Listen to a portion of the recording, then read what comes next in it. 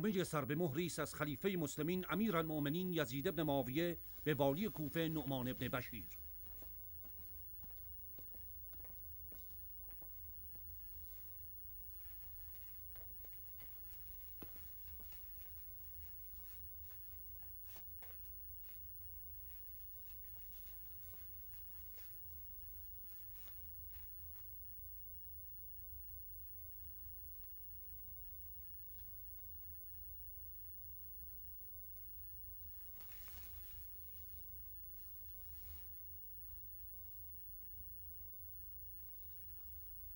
مرخصید. نامه پاسخی ندارد امیر؟ نه.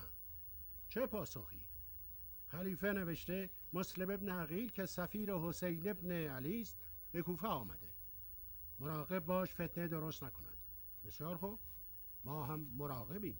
با عتاب و خطابی که خلیفه داشت فکر می کردم سر بریده مسلم ابن عقیل را با خود به شام میبرد. عجب. عتاب و خطاب خلیفه چه بود؟ به خلیفه خبر رسیده شما با ابن عقیل مدارا میکنید. برخیز قاصد فتنه. برای تو که به شوق بردن سر آمده ای، حکماً پاسخ من به مزاقت یک مزاح است. حسین ابن علی کار خوبی نکرده که بیعت با خلیفه مسلمین یزید ابن معاویه را رد کرده و به مکه رفته و سفیرش را به دعوت مردم عراق به کوفه فرستاده. اما من نعمان ابن بشیر یک مسلمانم. شتر سواری که دلا نمی شود. من مسلمان چطور می توانم شمشیر بر روی کسی بکشم که نور چشمی پیامبر بوده؟ چطور می توانم؟ آن هم در کوفه، شهر 1000 شیخ و 1000 فتوا. امروز فتوا می دهند بیعت با یزید حرام، فردا فتوا می دهند قتال با حسین حلال. از یک سو نامه می نویسند و حسین را به کوفه دعوت می کنند و از یک سو به یزید می نویسند والیت در کوفه به نرمی با سفیر حسین صحبت می کنند. پناه بر خدا از این مردم 1000 چهره. اما من نعمان ابن بشیر والی کوفه بنا دارم منازعه حسین و یزید را به مصالحه پایان دهم، نه با مقاتله. برو و پیغام مرا بی کم و کاست به خلیفه برسان. برو. ولی یا امیر.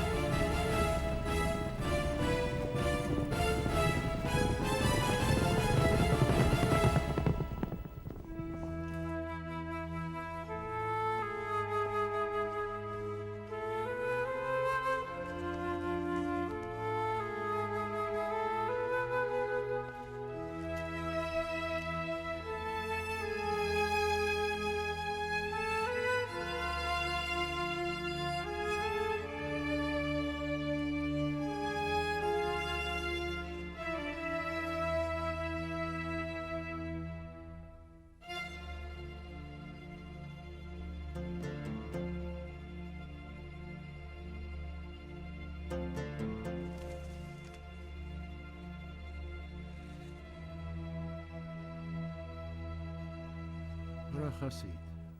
نامه پاسخی ندارد امیر؟ نه. پاسخ من همان است که خلیفه خواسته.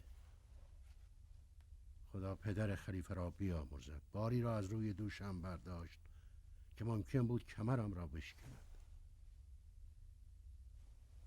ما امارت کوفه را به همان شخصی تحویل می دهیم که خلیفه مصلحت دیده. بله یا امیر.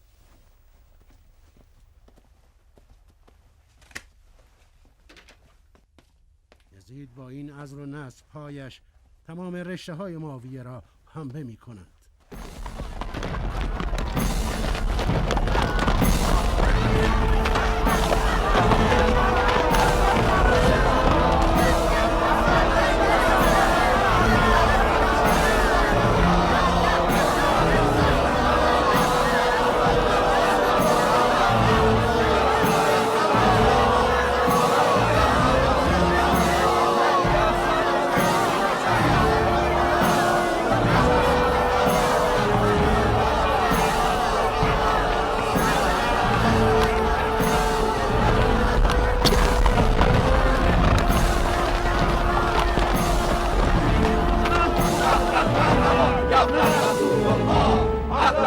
وسهلا مرحبا يا ابن رسول الله أهلا وسهلا مرحبا يا ابن رسول الله أهلا وسهلا مرحبا يا ابن رسول الله أهلا وسهلا مرحبا يا ابن رسول الله أهلا وسهلا مرحبا يا ابن رسول الله أهلا وسهلا مرحبا يا ابن رسول الله أهلا وسهلا مرحبا يا ابن رسول الله أهلا وسهلا مرحبا يا ابن رسول الله أهلا وسهلا مرحبا يا ابن رسول الله أهلا وسهلا مرحبا يا ابن رسول الله أهلا وسهلا مرحبا يا ابن رسول الله أهلا وسهلا مرحبا.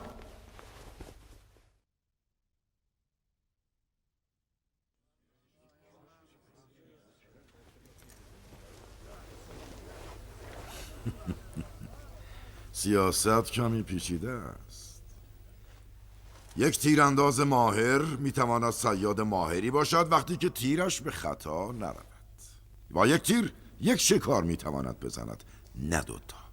اما یک صیاد زبده یک تیر میاندازد، چند شکار میزند. به حساب عقل امریست محال، اما به حساب تدبیر امریست محتمل.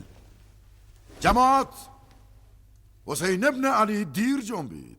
چنانچه زودتر از من به کوفه میرسید، یحتمل امیر المؤمنین یزید ابن معاویه ابن ابی سفیان مغلوب این بازی پیچیده میشد. اشتباه نکنید. پوشیدن این لباس حیله نبوده، ابداً. همان تیر سیاست است که فرمودیم.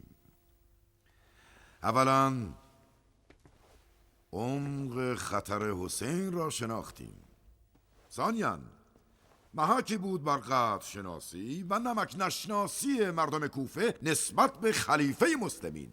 ثالثاً فهمیدیم که چگونه خودمان را مجهز کنیم برای اداره کردن شهری که یک پارچه طالب حسین است و منتظر او. رابعاً تنها با این لباس بود که میشد بدون دردسر و بدون مزاحمت وارد این دارالفتنه شد. وقس علی هذا. از قرار معلوم خطر حسین از کوچه ها و پستوهای کوفه عبور کرده و به داخل این بیت هم سرایت کرده. این بیت امیرالمؤمنین است مسلمان. اهالی این بیت باید وفادارترین مردم نسبت به امیرالمؤمنان باشند. خوب گوش کنید ایها الناس. من ابن زیاد هستم. به فرمان یزید ابن معاویه ابن ابی سفیان به کوفه آمدم تا طوفانی را که از حجاز به سوی کوفه در حرکت است مهار کنم و میکنم. نه اهل مماشاتم و نه اهل مدارا. از تعارف و تملقم بیزارم. پدرم کسی بود که با مرگ میرقصید و شمشیرش همیشه از خونتر بود. نسبت به خادمین به خود حاتم طائیم، اما نسبت به خائنین به خود ملک الموت حضرت اسرائیلم. هر کس در هر مقامی که بوده مشغول باشد که ما کسی را عزل نمی کنیم الا در دو حالت: اهمال در خدمت و اکراه در خدمت.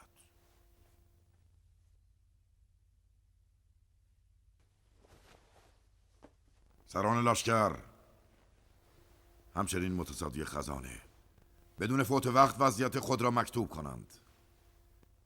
حمام که کردیم، جهاد با حسین ابن علی را شروع می کنیم.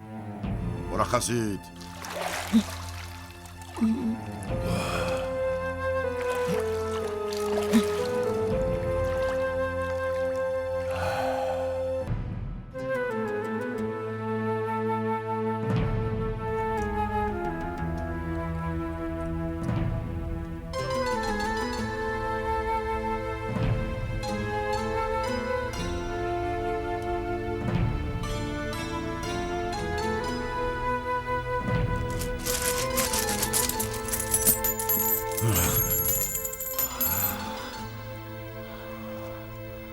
عجب خزانه پرپیمانی. خداوند به آهن و میزان قسم یاد می کند، اما من به معجزه طلا و میزان بیشتر اعتقاد دارم.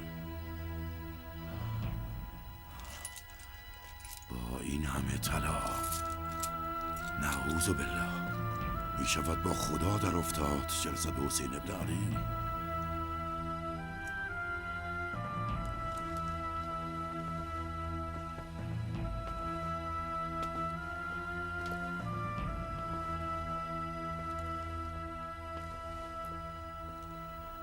اینا چقدر طلاست جوزب؟ 8,000 درهم. 8,000 درهم؟ عجب.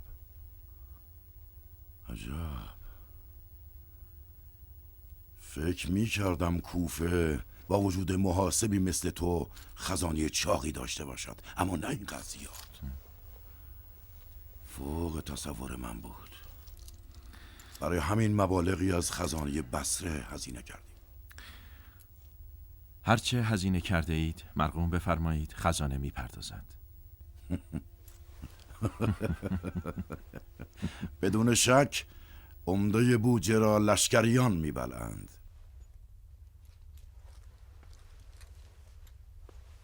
بنا دارم سپاهی فراهم کنم متجاوز از 20,000 مرد جنگی.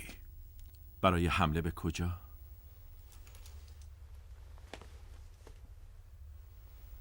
برای مقابله با حسین ابن علی. غلبه بر حسین کم از غلبه بر قیصر روم نیست. البته مبالغی رو هم صرف شناسایی میکنیم. شناسایی چی؟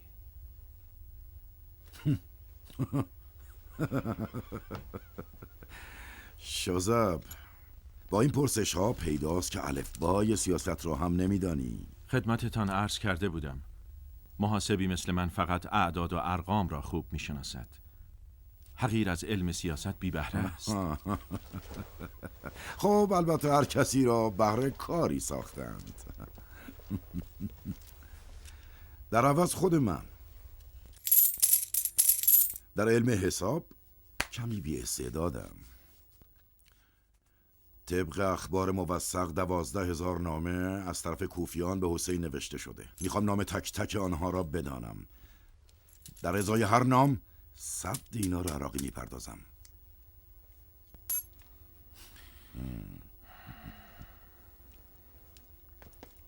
خب شوزر. بله سرورم.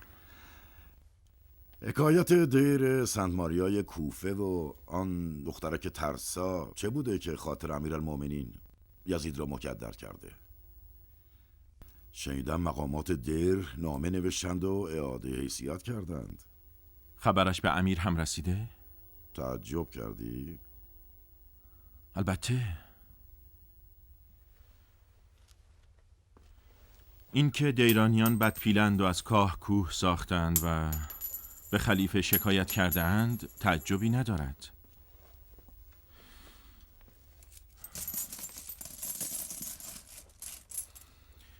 اینکه خلیفه هم از شکایت دیر آزرده خاطر شده باشند باز هم تعجبی ندارد، چرا که میدانم خلیفه به سبب طبع ظریف و شاعرانه‌ای که دارند با تارکین دنیا مباحثه دارند و مجالست می کنند. تعجب من از موشکافی و دقت نظر امیر است در امور فرعی و کمبها. فکر نمی کردم امیر اینقدر وقت داشته باشند که به امور حاشیه‌ای بپردازند. شوزب، شکایت دیر سنت ماریا نه حاشیه‌ای است و نه کمبها. میدانی که مسلمین با یهود و نصارا معاهده صلح بستند و طبق معاهده باید نسبت به آداب، سنن و مقدسات هم با ادب و حرمت رفتار کنند. تعرض و لشکرکشی به دیر یعنی نقض معاهده. مگر نمیدانی نصرانی ها از جانب روم حمایت میشوند؟ حکایت این است که یکی از زنان دیر به میل خود مسلمان شده و به نکاح من در آمده است. همین. عجب. پس قصه تعرض و لشکرکشی نعمان چه بوده؟ وقتی دیر متوجه شد که زن بینوا عاشق من شده، خواست او را بسوزاند که نعمان مجبور به مداخله شد. عجب. حکایت شورانگیزی است. حکایت لیلی و مجنون. عالمی دارد شوزب. وقتی که لیلیش دختر ترسا باشد و مجنونش عرب مسلمان. خوش بر احوالت.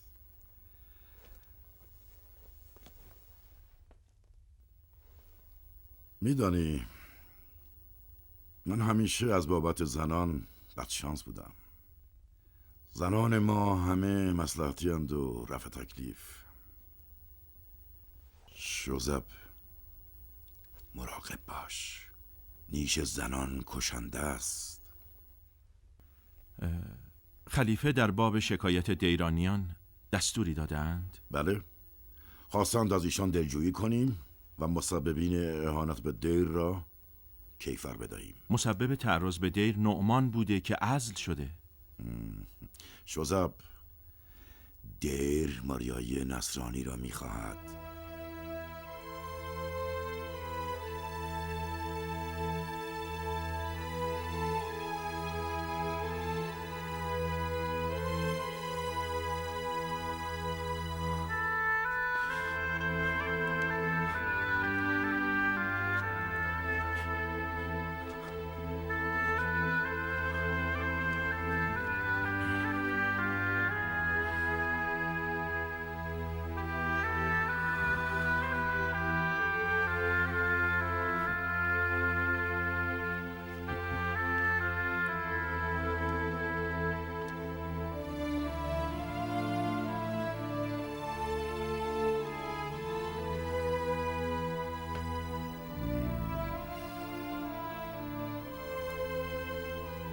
خراب نشو مرد، ما که هنوز نمردیم.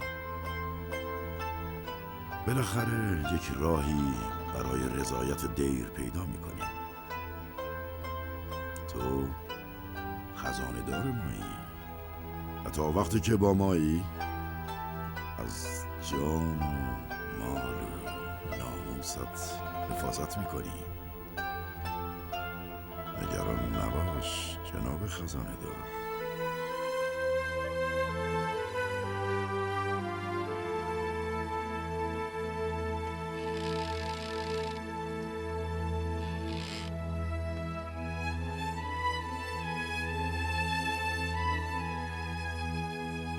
ماریا،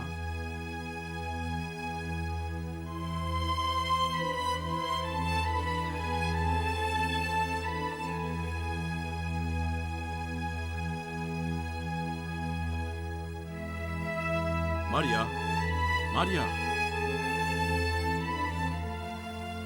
ماریا کجایی؟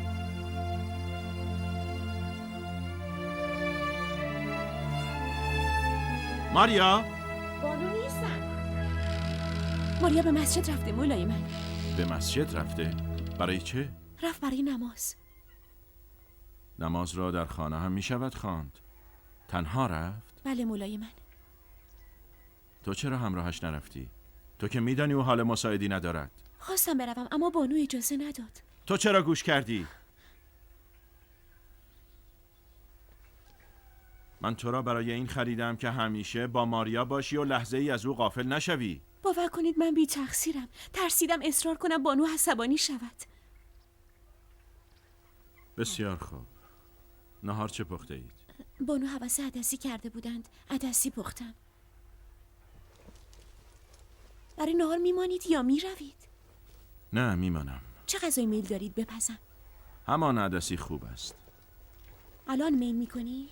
نه میمانم تا ماریا بیاید. بله مولای من.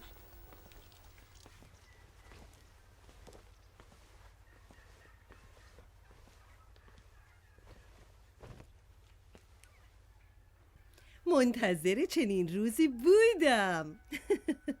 فکر نمی کردم پسر مرجانه به این سرعت جانشین مناسبی برایت پیدا کند.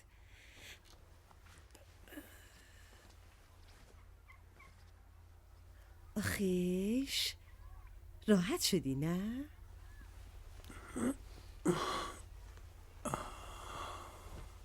خب البته روزهای اول کمی سخت است. کم کم فراموش میکنی. طاعات قبول. قبول حق نازنین. تو با این حال و روزت نباید به مسجد میرفتی ماریا. برای مسلمان جبری نیست که نمازش را در مسجد بخواند. تازه وقتی کسی مثل تو عذری هم داشته باشد، آن وقت تکلیف بالکل ساقط می شود. فقط برای نماز نرفتم. رفتم پای دعوتنامه حسین را مهر کردم. چه کار کردی؟ پای دعوتنامه حسین را مهر کردم. اینجوری دیوانه.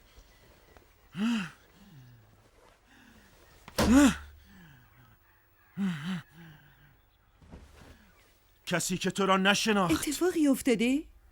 میدانی پسر مرجانه برای نام و نشان کسانی که پای دعوتنامه های حسین را مهر کردند بناست کیسه کیسه درهم و دینار خرج کند؟ وای بفهمد ماریای نصرانی عیال خزانه دارش در ردیف خائنین به حکومت است، خون به پا می کند. پس استعفایت را قبول نکرده؟ قبول نکرده هیچ. مجبورم کرده بمانم و بیش از پیش نوکری کنم. طبق آمار و ارقام کوفه میتواند حداقل 30,000 مرد جنگی تدارک ببیند، اما این که تقریبا میشود 1 به 10. من به خلیفه چه بنویسم شهری که تعداد سکنش به اندازه موهای تن 7 گاو پرواری است فقط 4,000 سرباز آماده خدمت دارد؟ قربان سرتان بروم. این 4,000 کوفی را علاوه کنید بر 12,000 شامی که در راه کوفه است. لشکریان بصره هم که فرمودید 4,000 میکند به عبارت 20,000. همون که خواستید لشکر غولی است. با 20,000 جنگاور میتوان عالم ارض را مسخر نمود. خلیفه میخواهد عالم سماوات را مسخر کند. کم است، خیلی کم است.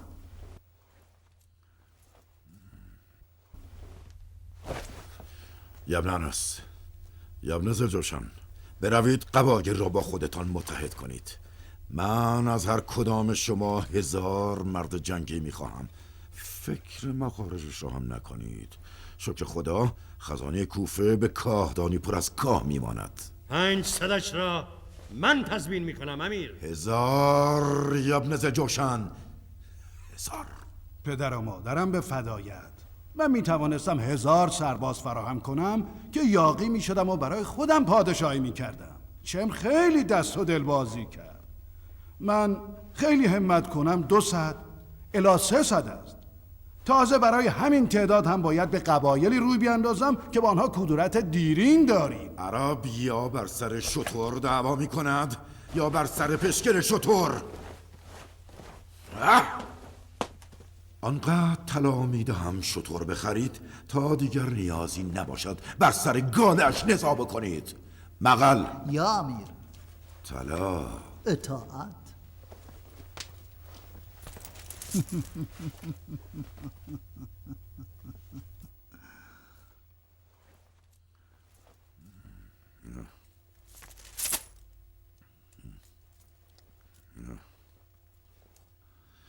من به پشتگرمی شماها به کوفه آمدم.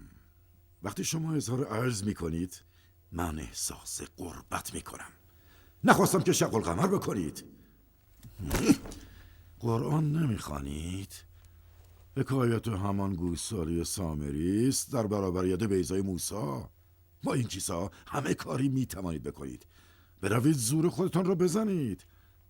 وقتی نشد آن وقت بنالید که ناتوانید.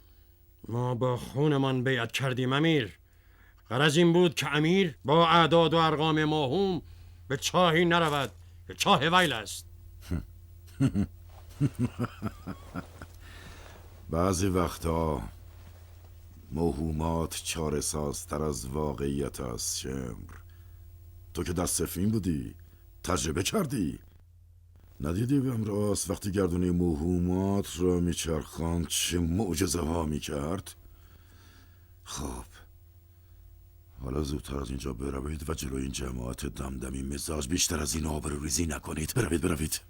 سمعا و طاعتا. ما به معجزه امیر ایمان داریم. بروید.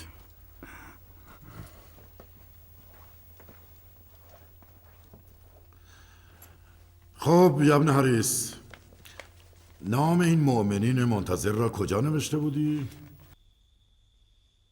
خب تو بگو، تعریف کن. از کجا تعریف کنم هره؟ به قول تو تقدیر دختران عرب سوختن است و ساختن. مادرم تعریف میکرد شبی که به دنیا آمدم ماه گرفت. پیران قبیله حکم کردند که این بچه شوم است و بدقدم باید زنده به گور شود. اما چشمانم را که میبینن منصرف میشوند. هره بی خود روی این چشم‌ها حساب نکرده. پس به خودم امیدوار باشم. یعنی هنوز این چشم‌ها میتواند مثل ایام بلوغم شور و شر بپا کند؟ پس چی ساحره؟ امتحانش خرجی ندارد؟ ای کاش حامله نبودم. ناراحتی؟ میتوانی کاری کنی که سخت شود. نه هره نه. این بچه یادگار مردی است که با هم لیلی و مجنون بودیم. پس چی؟ یادگار عشق عزیزتر از جان است. اینقدر به این طفل معصوم سرکوف نزن. ببینم همیرا، تو چرا اینقدر دیر حامله شدی دختر؟ با این سن و سال باید 10 شکم میزاییدی. خب من نمیخواستم چشم و گوش بسته شوهر کنم هره. آنقدر منتظر ماندم تا مردی را که دلم میخواست پیدا کردم. تو دلت بخواهد عاشق زار داشتم. بدانی اسیر شدن و زانو زدن و التماس کردن مردها چه لذتی دارد. علل خصوص مردان مغرور و سرکش. برایم به دامن دوختن مردان از خود راضی شده بود یک بازی شیرین، یک عادت دلپذیر. از میان خیلی اشراق سینه چاک 2 نفرشان سمیشتر از بقیه بودند. خب یکیشان سعدون بود که حاضر بود برایم بمیرد. البته من هم به سعدون دل بسته بودم هره. سعدون مرد صحرا بود، صبور و مقاوم، زحمتکش و آزاده، مرید کسی نبود. صحرا را مثل کف دست می شناخت. او رویای دختران صحرایی بود. 7 سال تمام، کوچ به کوچ، صحرا به صحرا، بادیه به بادیه، سایه به سایه تعقیبم کرد تا موفق شد شکارم کند. تازه داشتیم خوشبختی را مزه می کردیم که اسیر گردباد.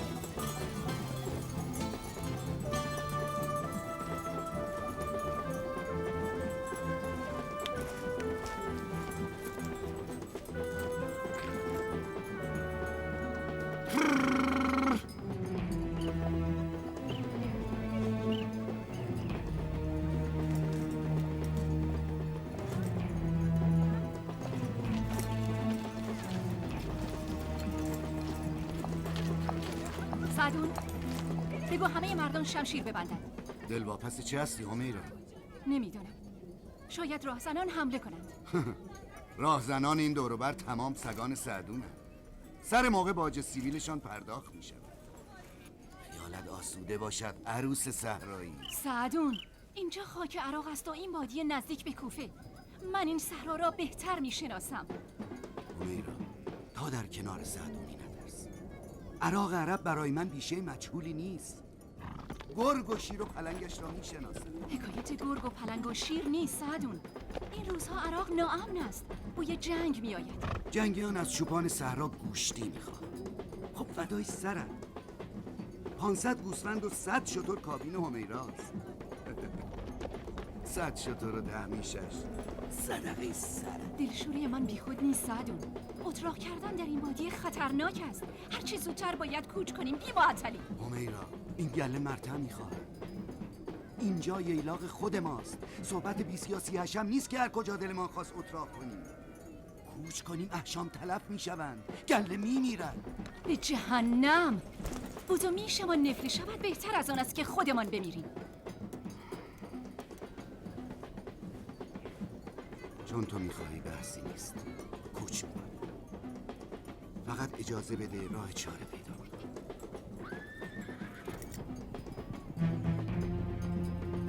بفرما، شاهد از غیب رسید. بگو مردان شمشیر ببندند. حوصله کن همیرا. شمشیر ببندیم یعنی سر جنگ.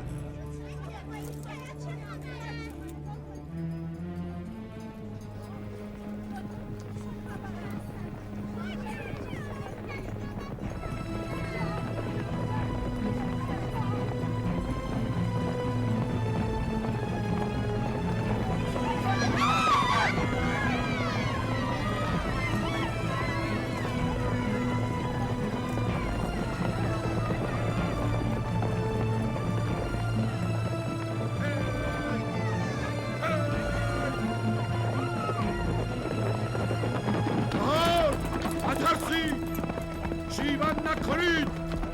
ما ندوستیم، نه مأمور حکومتی. علوی هستیم و میخواهیم بیعت بستانیم برای حسین ابن علی. چوپان با صحرا بیعت کرده سردار. بفرمایید. خسته ای؟ نفسی چاق کنید و گلوی تازه. قابل بدانید بزغاله سر ببرد. دهانی شور کنید به کباب و دوغ و بابونه صحرایی. ما بیعت میخواهیم نه کباب. بیعت خشک و خالی؟ ما خواستیم به نان و نمک بیعت کنیم که حرمت دارد و دوام. شما به همین راحتی با سربازان یزیدم بیعت میکنید؟ سردار ما فارغ از دعواهای حسینی و یزیدی هستیم. بیعت ما چه به درد حسین و یزید میخوره. ما چوپانی نه شمشیر. مسلمان که هستید نیستید؟ خیر ما یهودی هستیم. ای جودای خدا نشناس، شما هر روز هم نفس میکشید؟ خیال میکردم نسلتون برفت.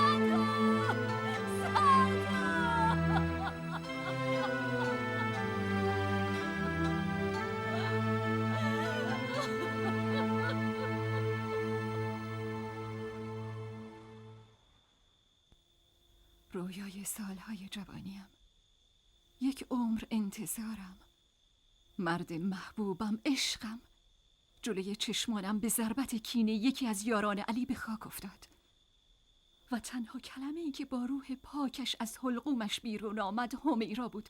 همیرا! همیرا یعنی قصاص حره. همیرا یعنی خونخواهی. علویون با بد اجنه‌ای طرف شدند. من همیرا به پیکر غرق به خون شوهرم قسم میخورم که هر روز به خون این طایفه تشنه تر شوم. تا علوی باشد همیرا هم هست. حسین حسین حسین حسین. یواشتر همیرا جان، همیرا جان یواشتر. کوفه شهری است که همسایه‌اش را نمیشناسد. ممکن است همسایه‌ای در تاریکی شب به جاسوسی علویان گوش تیز کرده باشد. یواشتر یواشتر. داغ شده ام هره، داغ دارم هره. میسوزم از جفای این قوم آدم کش. من هم جوانی و عمرم پرپر شده. انتقام حق ماست. قرار نیست عالم و آدم را خبر کنیم.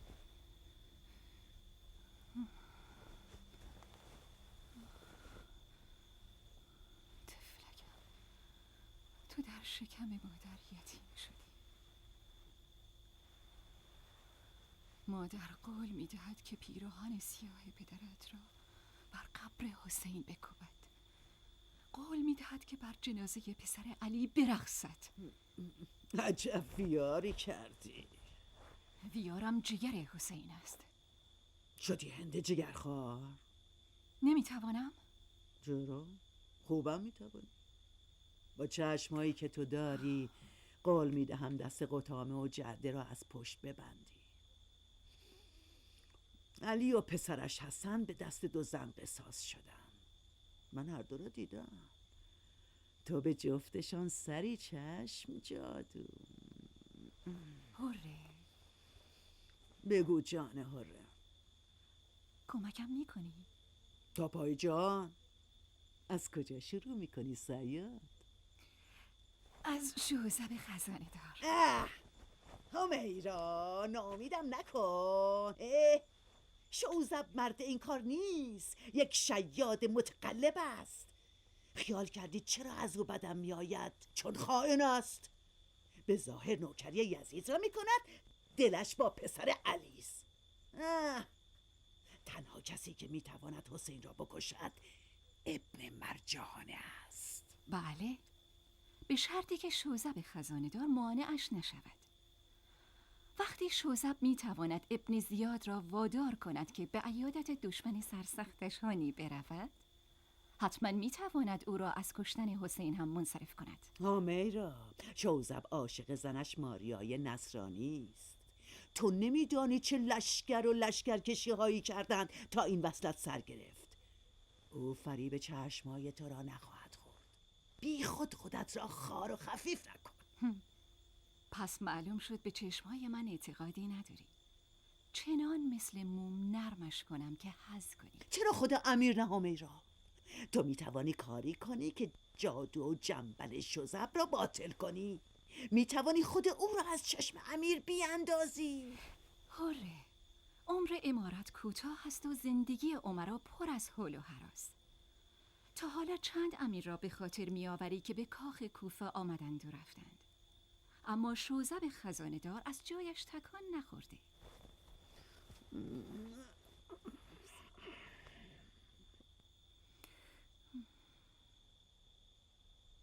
همیرا. بله. من چه کمکی میتوانم بکنم؟ تا اخمایت را باز نکنی نمیگویم. خوب شد. نه اینطوری، اخم دلت را باز کن. حیف تو نیست خودت را لقمه مردی کنی که قلباً مرید علی است؟ مادر جان، از مرید علی یک دشمن میسازم برای پسر علی، به شرط اینکه هره خانم قول بدهد چند روزی علوی شود و اخبار داخل خانه شوزب را برایم بیاورد. علوی شوم؟ چرا؟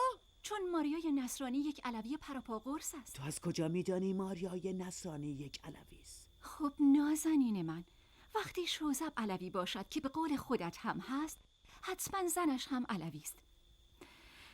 اوه، از فردا چقدر کار داریم. بخوابیم که خوابهای خوب ببینیم. تو خواب شوزب میبینی؟ هره بیچاره چی؟ خودم عروست میکنم مادر. قصه نخور. شب بخیر هره. شبت بخیر و خوشی. او رو پری فرشته به خواب روی خرپشته، خواب ببینی آشتشته. هره خانم که زشته، سرکش به روی خشته. باید بزنم به تخته، شاعریه شلخته. کو تخته تخته تخته، کو تخته تخته تخته، این تخته تخته تخته. آخه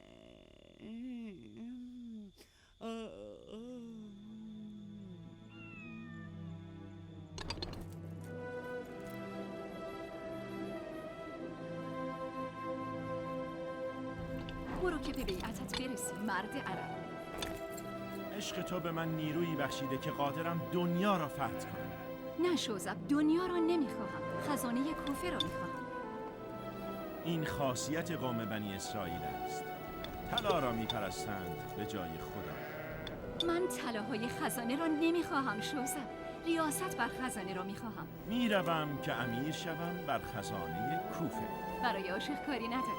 ثابت میکنم که عاشقم. همیرا، در غیاب من چه میکنی؟ می میزنم و تو را میسرایم، چوپانی میکنم و منتظر میمانم. من به عشق اعتماد میکنم، دختر چوپانی یهود. به امید وصال، لیلی صحرا. به امید دیدار مجنون.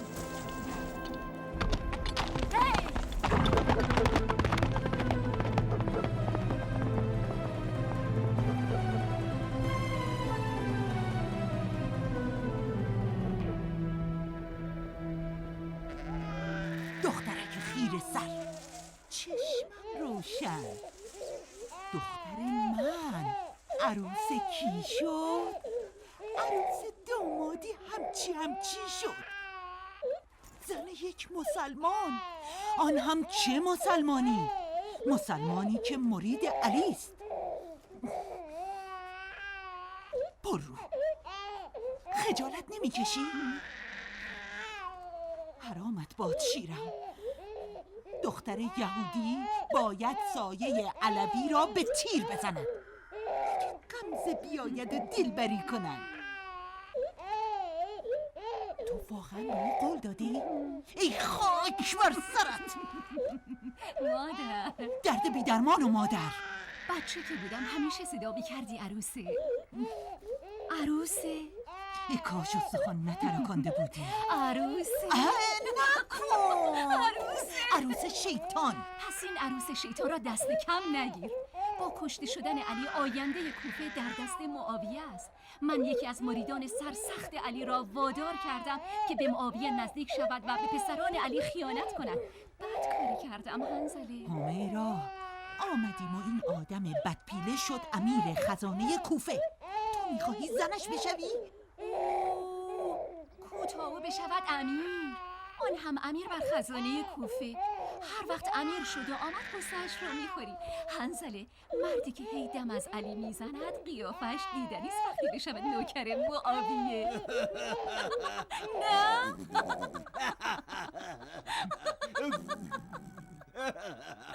عروسه.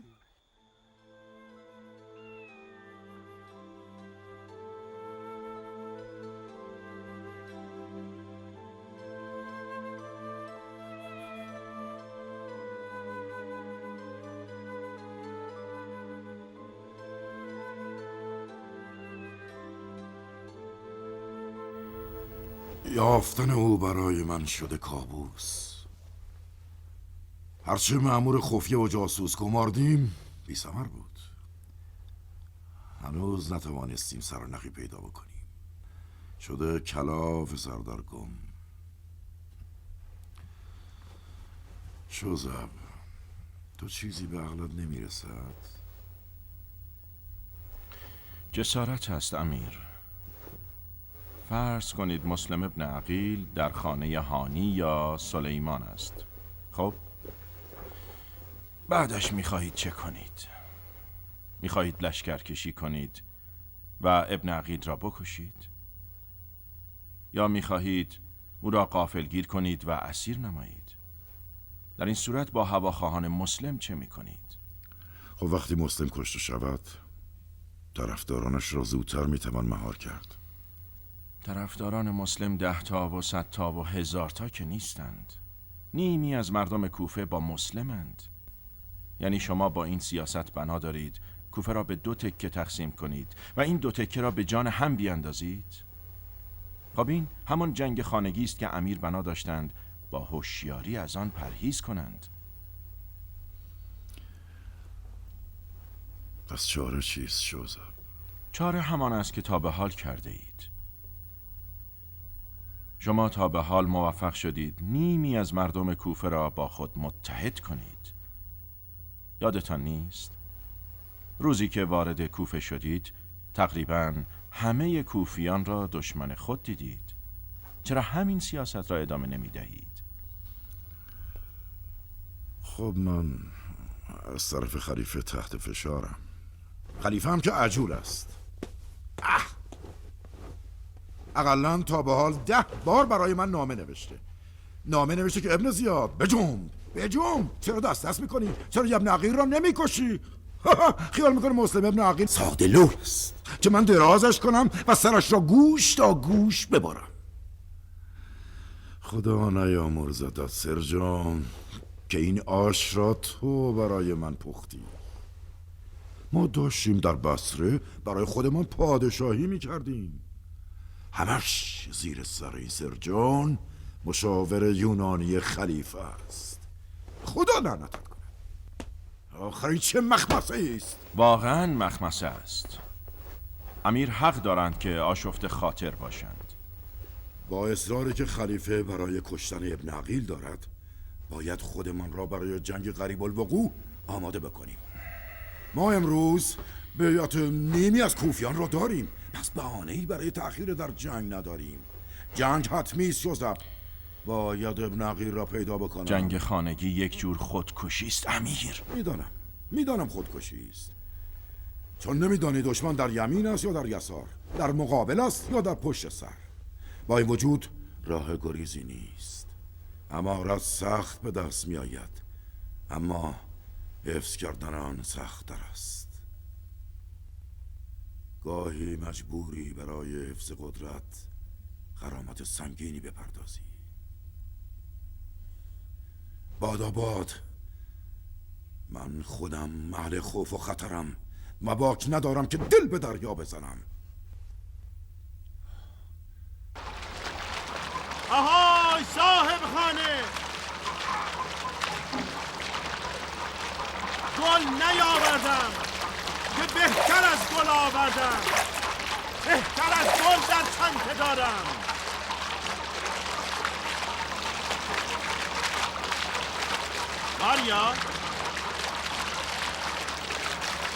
ماریا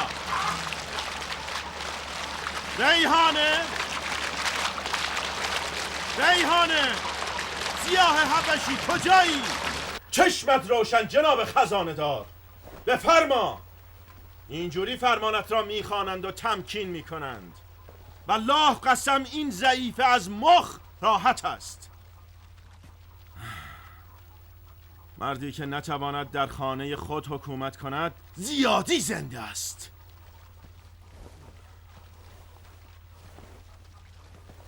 این بار حتما به نیت مغرب و عشا به مسجد رفته تا بو بکشد ببیند کی بوی حسین را میدهد.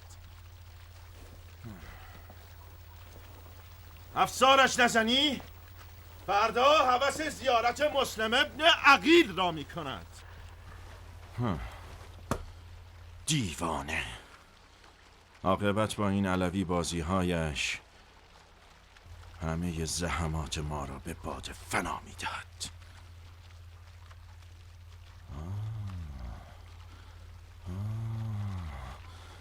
آخ دستم به این دختره زغال پوست برسد قرمه اش میکنم. جنی یا انس، جلو نیا مسلمانی یا کافر، جلو نیا.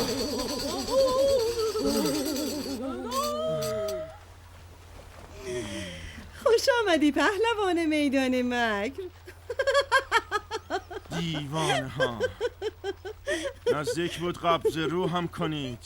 این چه بازی مسخره است؟ این مراسم پیشواز از رندی است که با سلاح مکر و خدعه به جنگ دیو رفته و در اولین حمله ضربتی کاری به او زده. جارچیان خبر پیروزیت را جار زدند. مفتخرم به شوهرم، تاج سرم. خدا مرا بکشد، بانو مولایم ترسیده. سرت را میبرم نمک به حرام، میدهم از گیس آویزانت کنند بر دروازه شهر. اوی مرد عرب، اینجا قلمروی بانوی خانه است. بیت المال نیست که گرد و خاک میکنی. خیلی خوب.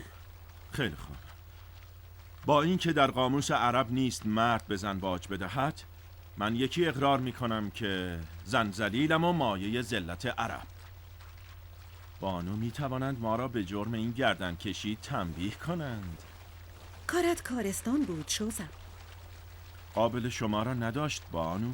نمیدانی چه احساس غروری میکردم وقتی جارچی میخواند ای مردم کوفه به هوش، ای مردم کوفه به گوش، این است حکم امیری تیزهوش، خاطی کند فراموش، از آب توبه کند نوش، نترسد و نزند جوش، نخزد به سوراخ موش، با اهل خرد رود به جنگ حسد، به دیو شرربار طمع بزنید افسار، نشوید بنده دینار، ندارید پرده اسرار، مکنید عیوب آشکار، ولا تجسسوا فی الاحوال.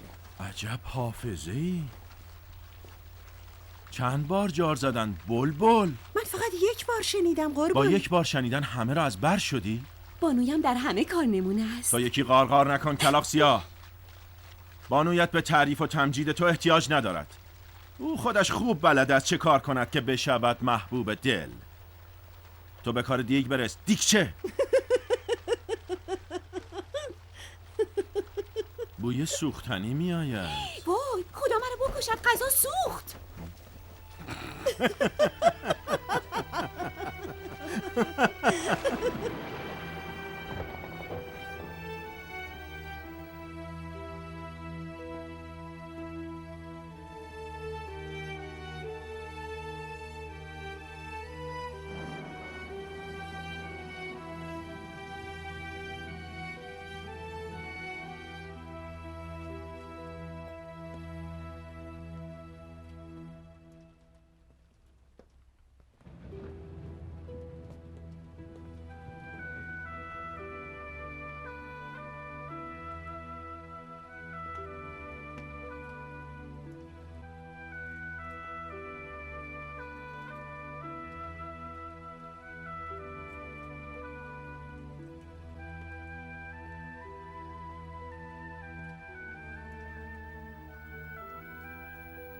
چرا ساکتی؟ از صبح علت طلوع پاپه محافظین شده ای که کار واجبی داری. کار واجبت این بود که بیایی و مرا بر نگاه کنی؟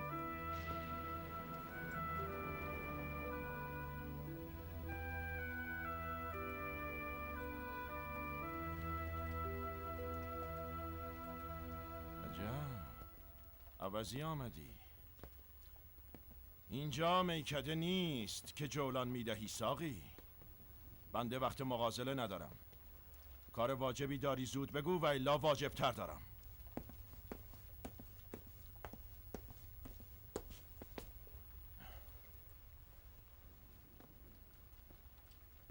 صبر کن. کجا؟ این سکوت عاقلان در صفی چه معنا دارد؟ این همه اصرار داشتی که مرا ببینی، حالا که دیده‌ای بی هیچ حرف و سخنی میروی؟ تو که هستی؟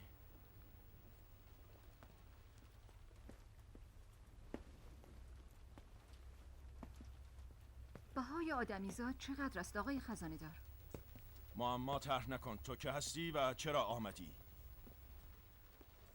این که کی هستم شرمندم، چون مردم راضی نیست خودم را معرفی کنم. اما اینکه چرا آمدم، بیاری داشتم که قدمی در هوای طلایی اینجا بزنم و مردی را ببینم که معروف شده است به زن طلب. حالا که دیدم و گلگشتی زدم، زحمت را کم میکنم. این مهمل را خال زنک‌های ورشکسته کوفی نشخوار میکنند تا به خیال خام خودشان با تیر تهمت ناکارم کنند. دست بر غذا عدو شده از سبب خیر. بله من واقعا زن طلا هستم.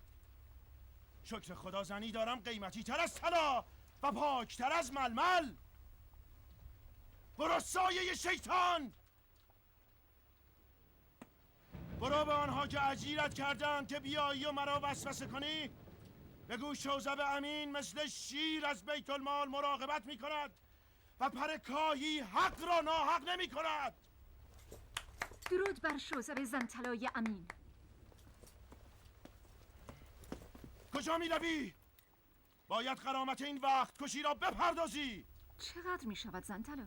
100 دینار عراقی جریمت می کنم تا تو باشی هوس ویار طلایی نکنی. زحمت شمارش با خودت.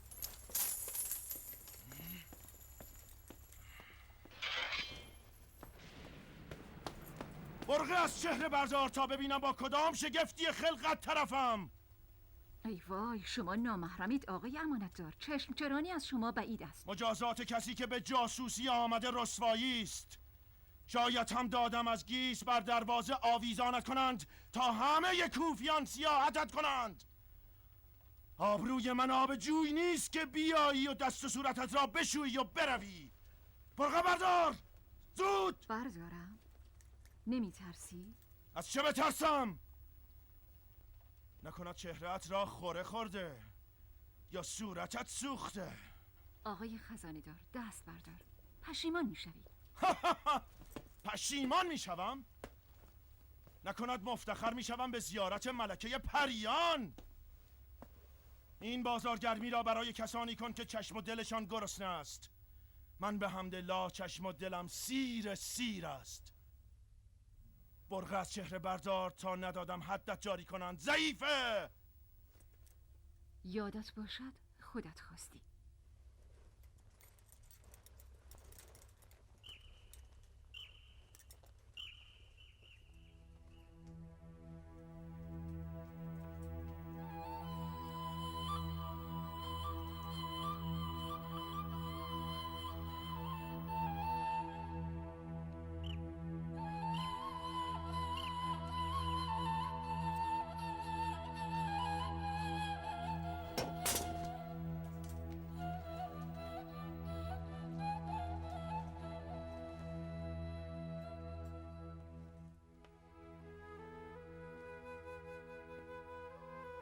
چی شد آقای خزانه‌دار؟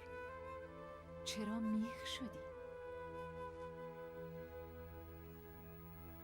خدایا من خواب نمیبینم. تو بیداری شوزب. منم همیرا. همیرا؟ همان که 15 سال مرا کاشت و نیامد. خدا تو را نکشد. چرا حالا آمدی؟ شرمندم. شنیدم مرد رویاهایم، همای سعادتم بر بام دختری ترسا نشسته. آمدم نشان عهدم را بستانم و بروم. همین؟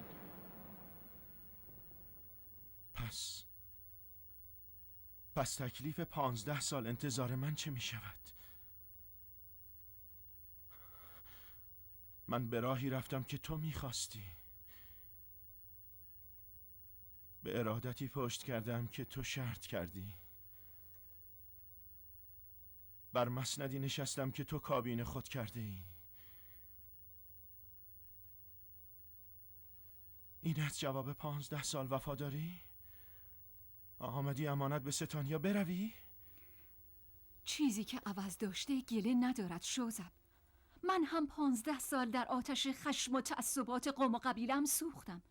15 سال در زندان یهود بنی قریظه اسیر شدم به جرم عاشقی. روزی آزاد شدم که تو به حجله ماریای نصرانی رفتی. آمدی وصلت با ماریای نصرانی را چماخ کنی و بر فرق سرم بکوبی دختر چوپان یهود؟ چه باید می کردم همیرا؟ به هر صحرایی که می شناختم سر زدم، به امید نشانی، رد پایی، آوای نی، ترانه سوزان هجری.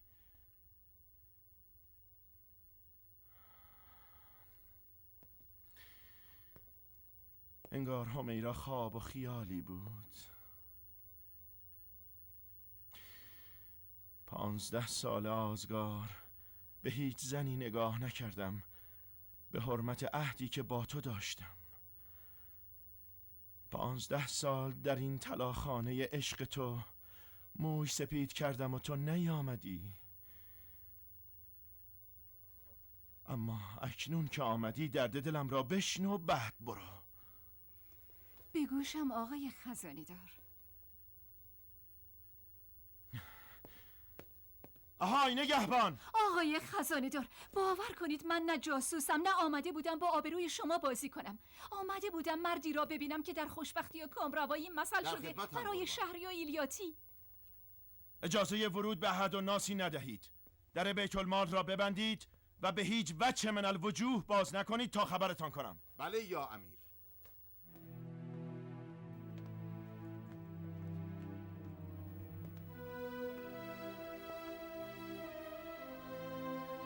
برخیز. این منم که باید زانو بزنم. آقای خزانه دار، عیب است. برای من حرف در می آورند. دستور بدهید در بیت المال باز بماند. شما هم زودتر درد دلتان را بفرمایید و اجازه بدهید مرخص شوم. ای جادو پیشه، شهرمان است که گونه را گلگون کند. دختر یهود را چه به این حرف ها؟ تازه من 15 سال وقت میخواهم که بتوانم درد دلهایم را برایت تعریف کنم. هنوز طعم گس آخرین دیدارمان را به خاطر دارم. تو همیشه مرا با دست پس میزدی و با پا پیش میکشیدی همیرا. چرا؟ خب، این یک عادت ظریف زنانه است.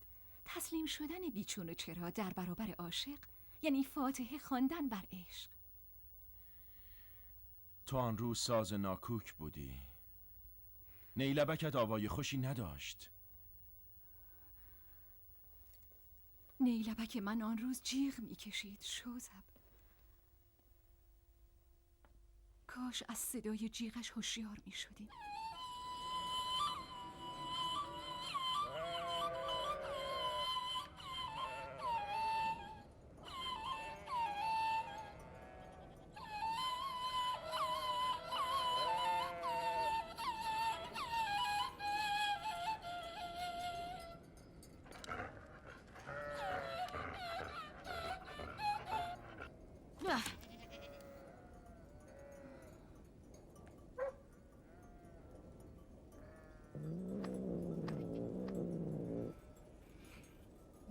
به نظر تو شوزب واقعا عاشق من است؟ من که باور نمی کنم. به چی شک دارم؟ او عاشق من بود، به خاطر من یهودی می شد. بله، به خاطر من به پیشوایش علی پشت کرد، به خاطر من به پسر علی خیانت کرد، به خاطر من شد مالیاتچی. همینطور پیش برود به زودی خزانه دار هم می شود. اما هنوز مسلمان است. میخواهد مرا هم مسلمان کند. همین. او دینش را بیشتر از من دوست دارد. حالا میبینی.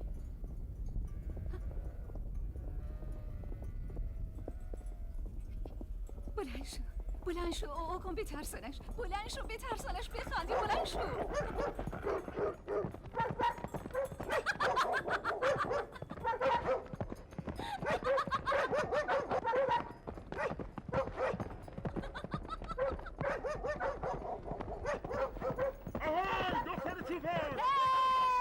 از میهمان دلباخته‌ات این گونه استقبال میکنی؟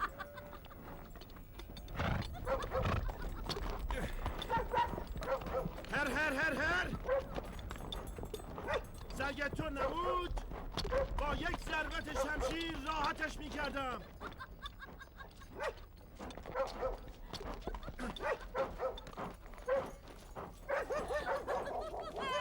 چخه خوب راه بیابان را بلد شدی مالیاتچی. عجب است که گم نمیشوی. شاهراه است راه عشق. دختر صحرا عاشق کور هم که باشد باز یک راست می رود به طرف معشوق. اما آن از سنگدلی یار که سگ به پیشواز می فرستد و غریب کشی می کند. می خواهی داغم به دلت بماند؟ نترس مرد عرب، من از این شانس ها ندارم. ای بی رحم، ای بی محبت. خب خوش خبر باشی مرد حساب کتاب. مالیات ها را که زیاد نکرده ای. همیرا دارم از نردبان ترقی دو پله بالا می روم.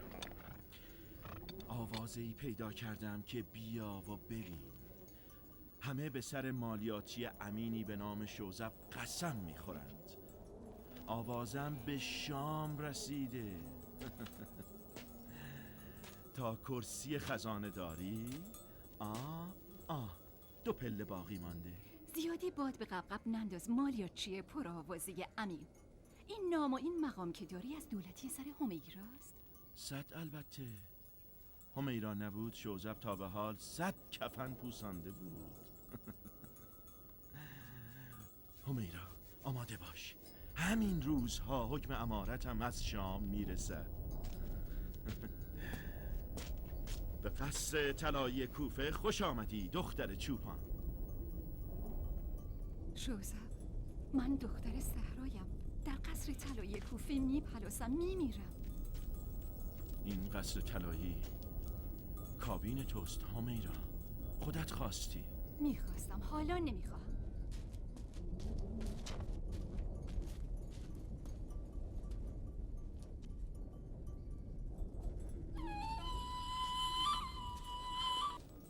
این شوخی ها چه معنا دارد همیرا؟ کدام شوخی ها شوزب؟ این که بد حرف میزنی، بد نی میزنی، بد پیشواز میکنی، لابد میخواهی بد هم بدرقه کنی. ما با هم قول و قراری داشتیم. بیا این هم نشانهش. من بر سر قول و قرارمان هستم شوزب. فقط شرطی سخت کردم تا بفهمم چقدر عاشقی. خب فهمیدی؟ چه جور؟ خدا کند لیاقتش را داشته باشم. فقط میترسم شوزب، میترسم با مسلمان شدن من قوم و قبیلم جفتمان را بکشند.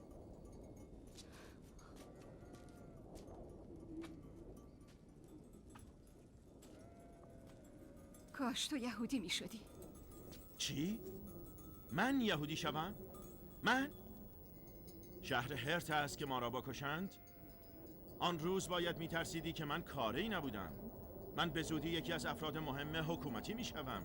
آن وقت جرأت دارند چپ چپ نگاهمان کنند. تو کینه شطوری این قوم را نمیشناسی شوزب. بیا فرار کنیم.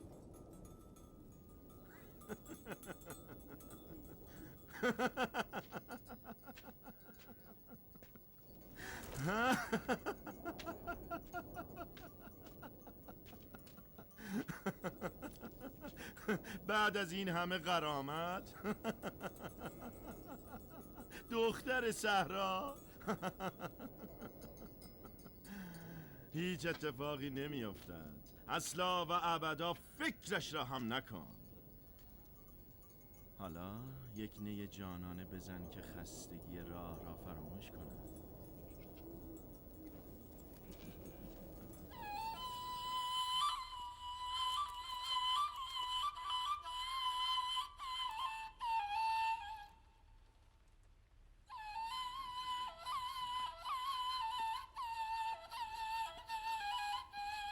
باز هم صدای نی گوشخراش در آمد نه؟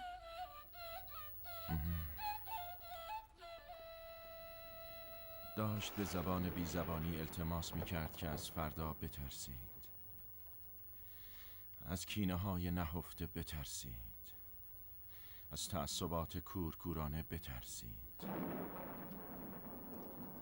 اما غرور باعث شد که من نشنوم.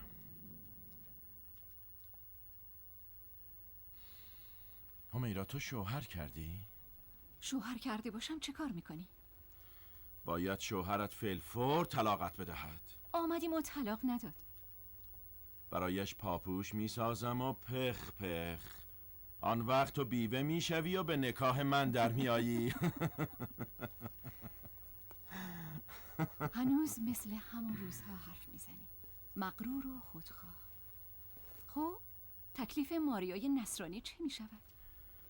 ماریای نصرانی زن من است، همیرای یهودی عشقم. یعنی بشوم هوای ماریا؟ از نظر شما مشکلی نباشد؟ از نظر شرع و عرف هر دو حلال است و مجاز. بله، مشروط به اینکه بتوانی به عدالت رفتار کنی. شوزب، میتوانی من و ماریا را به یک چشم نگاه کنی؟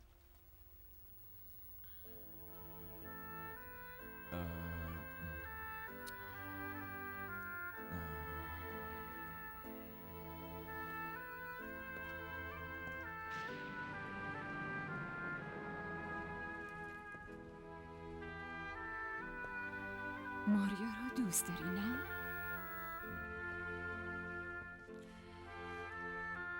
خب البته ماریا زن من است، مادر بچه من، بچه‌ای که به زودی متولد می شود. من به او دینی دارم. ماریا تا می توانست به خاطر عشقش خطر کرد و با سنت‌های دیر جنگید. چطور عشق پاک او را فراموش کنم؟ بی‌انصافی است میرا. کسی که باعث شد خودم را پیدا کنم او بود. ماریا به تو هشدار میدهم تا فرصت هست توبه کنی. با مدارکی که علیه تو هست شک ندارم که دیرانیان متعصب تکه تکت میکنند. اینجا دیر است یا سلاخخانه؟ احکام مذهبی محاسبات درهم و دینار نیست آقای خزانه دار. جرم او ارتداد است و حکمش مرگ. شما هم در جرم او شریکید.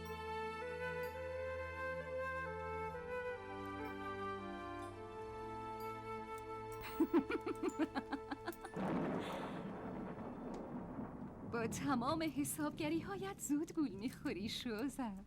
ماریای نصرانی درست زده به هدف. کدام هدف ها میرا؟ علویان یک جاسوس میخواستند که در دربار کوفه باشد و به وقت لزوم بتواند از آنها حمایت کند.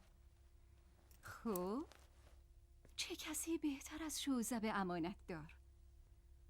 ماریای نصرانی را که قلباً از مریدان علی است با یک عشق آتشین مأمور می کنند تا خزانه‌دار خوشنام کوفه را تصاحب کند و از او یک جاسوس زبده و کارکشته بسازد برای دفاع از حسین.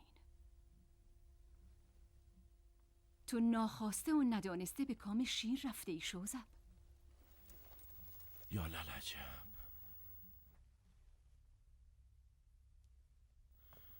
چطور ممکن است؟ ماریای نصرانی مادر بچه من است همیرا. او بارها و بارها زیر پای من نشسته که استعفا کنم و در دربار کوفه خدمت نکنم. بله، ماریای نصرانی درسش را خوب بلد است. باید کاری میکرد که تو به او و مأموریتش ذره‌ای شک نکنی. چرا من؟ چرا ماریا؟ من در شما نشانی از مرادم یافتم که نامش علی است. علی؟ بله سرورم، علی. مقصودت کدام علی است؟ همان که حیدر از داوودتراب. تو علی را از کجا میشناسی؟ علی برایم پدری کرد. یا للعجب. اشتباه نمی کنی ماریا؟ نه سرورم، اشتباه نمی کنم. تو یک ایرانی مسیحی هستی ماریا. مراد پیشوایت مسیح هست نه علی. این باور جرمت را سخت تر می کند. من در دیر با تعلیمات مسیح آشنا شدم. با علی مسیح را شناختم. او بود که مسیح را نشانم داد. همیرا نرو.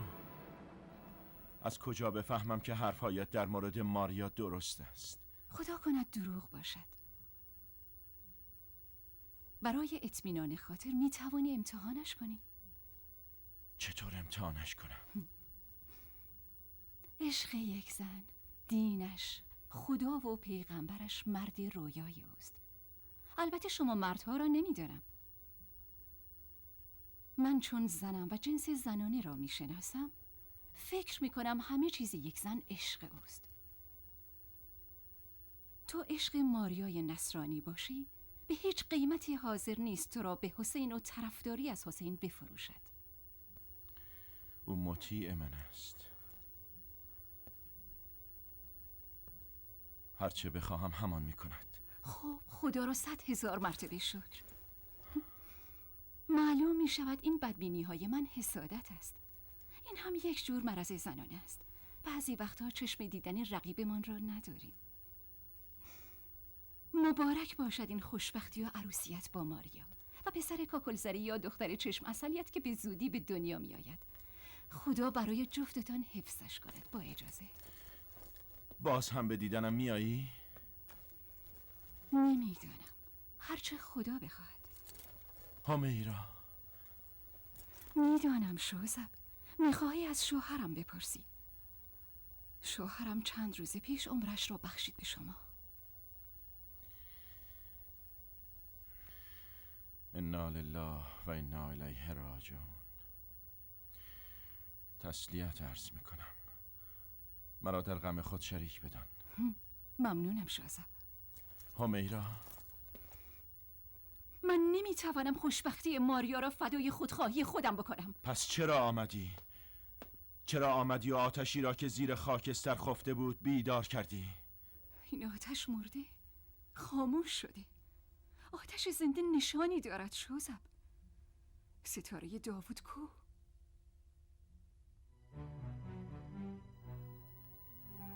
نابودش کردم، چون داشت نابودم میکرد همیرا. تو با نابود کردن آن ستاره داوود در اصل مرا کشتی. من در دل تو مردم. توقع داری این مرده دوباره زنده شود؟ بچه نشو همیرا. آن نشان یک شیء بی روح بود. آنچه روح داشت و زنده بود یاد و نام تو بود که حک شده بود بر لوح دلم.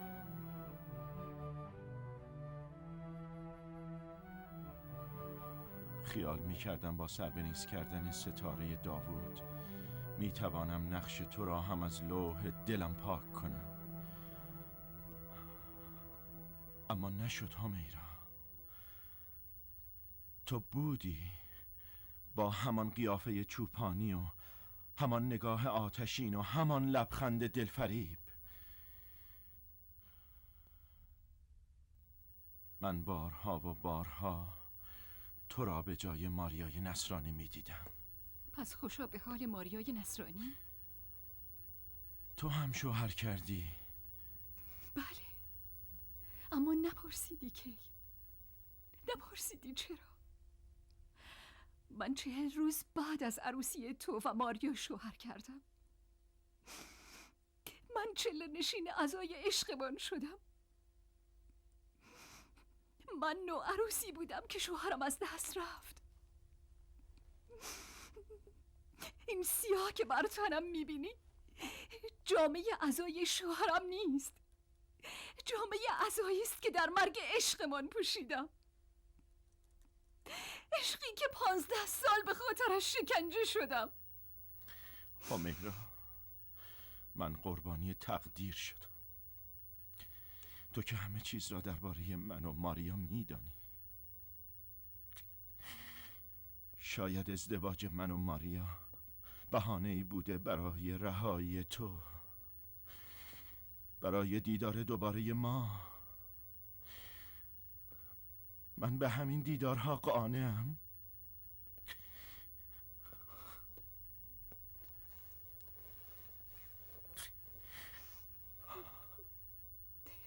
هوای ماریا نشو. به نکاح من در نیا. زندگی یک زن را پرپر نکن، اما دیدارت را با من قطع نکن. سخت است به دیدار من بیایی. نشانی بده، من به دیدار تو میایم.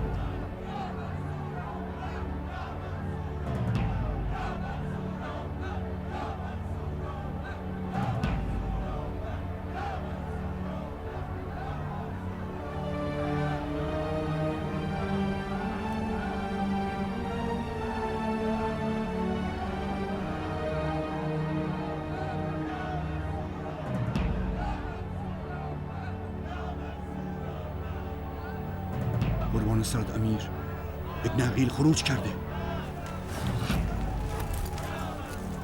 چی کار کرده؟ خروج.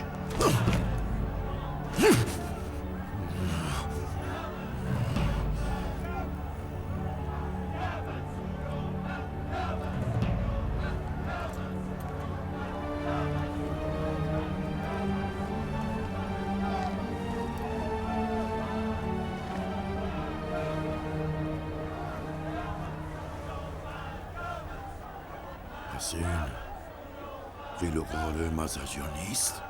خیر قربان سرت، مزهجیان با موعظه های قاضی شرعی اجالتا خاموش شدند.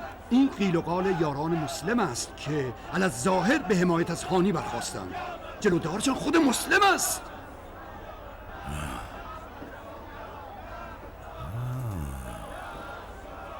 پس مسلم ابن عقیل آشکارا به میدان آمد.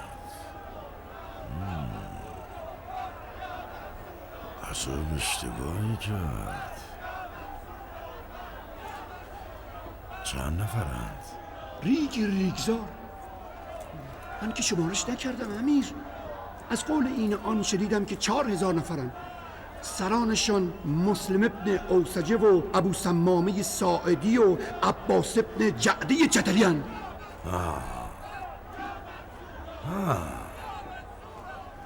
یحتمل امثال سلیمان ابن سرد و مختار ثقفی هم جزو عقبه لشکر هستند. محتمل است امیر.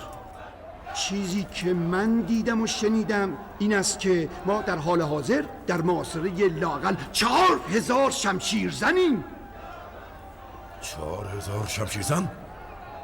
میشنوید دوستان؟ 4000 تن که هر کدام به نفرت توفی بیاندازند دارالماره را سیل برده. آخ که دلم میسوزد از این همه حماقت که به جای سیاست در این بیت جا خوش کرد.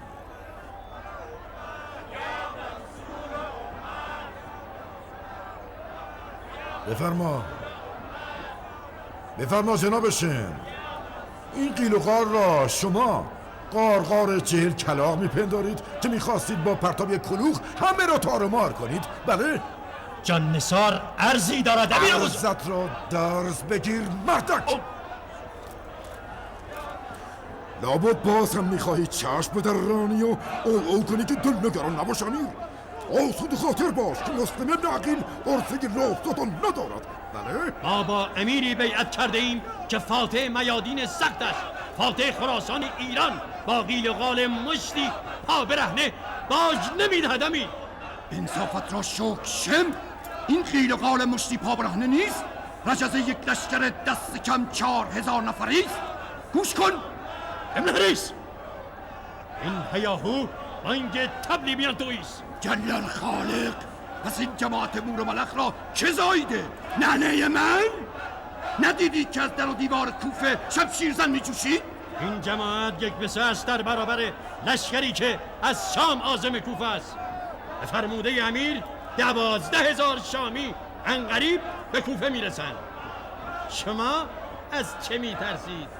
کوتا لشکر شام به کوفه برسد. یا امیر، من معتقدم که شما از راه مخفی این امارت از کوفه خارج شوید و خود را به لشکر شام برسانید.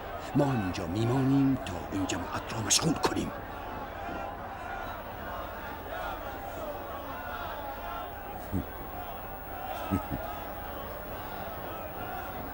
یعنی فرار بکنیم؟ فرار که نه. در واقع شما عقب نشینی میکنید تا از پشت سر حمله کنید. ابن حریس، من چشم و گوش بسته وارد این شهر فتنه خیز نشدم. میدانستم که باید با طوفانی سهمناک دست و پنجه نرم کنم. ابن ارشس، در خدمتم یا امیر. فلفور، پرچم الامان را بردار و با افرادی که تحت فرمانداری دور شهر بچرخ و از هیبت لشکر شام سخن کن. چشم یا امیر. و از قطع جیره بیت المال انقدر این قاعده را لفت لعابش بدهید تا لشکر شام از راه برسد. ابن شهاب، در خدمتم یا امیر. تو هم با عشیرت به محله های علویان بتاز و تا جایی که میتوانی آنجا را ناامن کن. قدری تحمل بفرمایید امیر.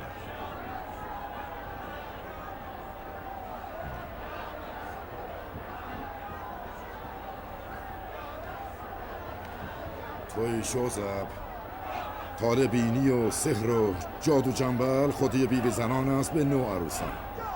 این دواها بر غافل سالار مرگ افاقه نمی کند. برو. خانه‌زاد، در درایت و سیاست امیر هیچ شک و شبهه‌ای ندارم، اما هنوز نتوانستم دلیل این همه دلشوره و فرامین عجولانه را بفهمم، آن هم از سیاس کارکشته‌ای چون شما. بس کن شوزب.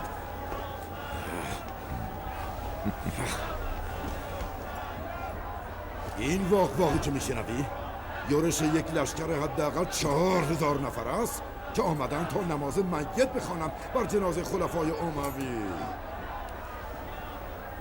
تو بهتر از به این بیاندیشی که با دارایی خزانت بروی حلوا بخری و خیرات کنی بر این دولت رو به موت. قائله کوفه را به من بسپار امیر، تا به طرفت العینی این جماعت را تار و مار کنم. عجب. مثلا میخوایی چه بکنیم؟ مغیره بیعت کوفه و بصره را برای معاویه به 30,000 درهم خرید. من با نصف این مبلغ قائله کوفه را فیصله میدهم.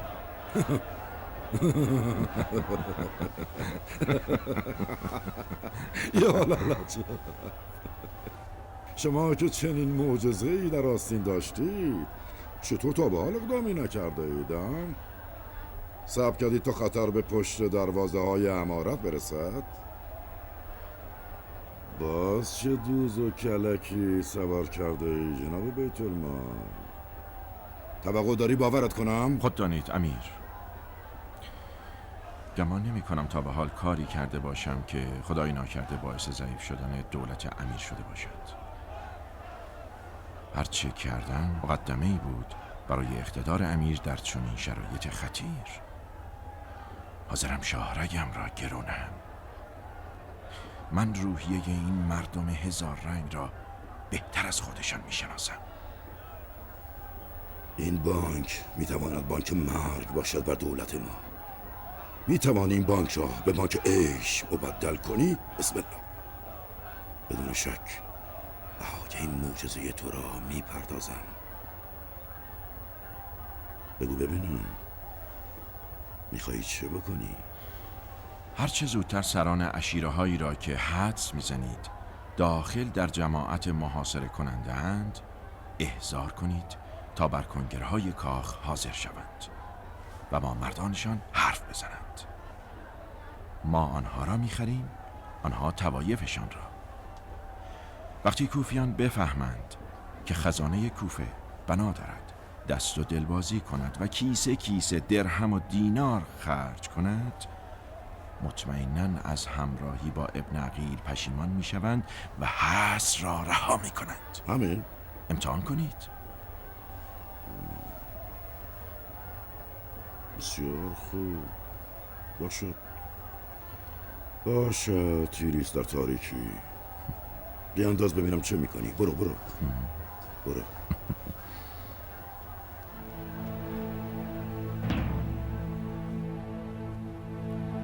بفرمایید. نوبت بعد. بسیار بفرمایید. در پناه خدا. بله.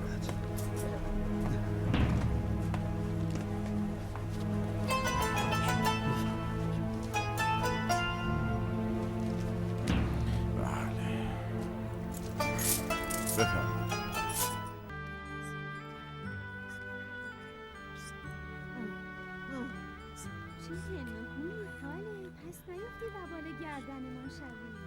امروز که پسر بچه 3-4 ماهه‌ای و بال گردنم شده که این جگرمو جزخاله کرده. نهره های از نیم وجبی کنده میشد که خدا به دور. انگاری آسمان قرنبه میکشه. بلا بدون خاله جان. به سینه هر زن شیری انداختمش لب نزد که نزد. چسبیده به سینه های خوش و خالی من. سینه های منم که عین روده ی حارس که داست خاله. یه تکه پوست خشک آویزان شیرش کجا بوده؟ ای قربان حکمتت خدا. حکمن من بوی مادرش را میدادم. بدانی با چه مکافاتی خواباندمش؟ میترسم بیدار شود مرا نبیند خودش را تکه پاره کند. پسر بچه از خاله زیاد ار بزند قرو میشود. آره. بانویم کجاست؟ داخل اتاق. تاری شده. هیچ. از صبح خودش را حبس کرده. عهد کرده آفتاب را نبیند. زن زاو روزای آخر دم به دم خلق عوض میکند. آقا تلقیم کرده. نه، فقط بر سجاده نشسته و مدام ونیکات میخواند. ترسیده خاله. شکم اولش ترسیده.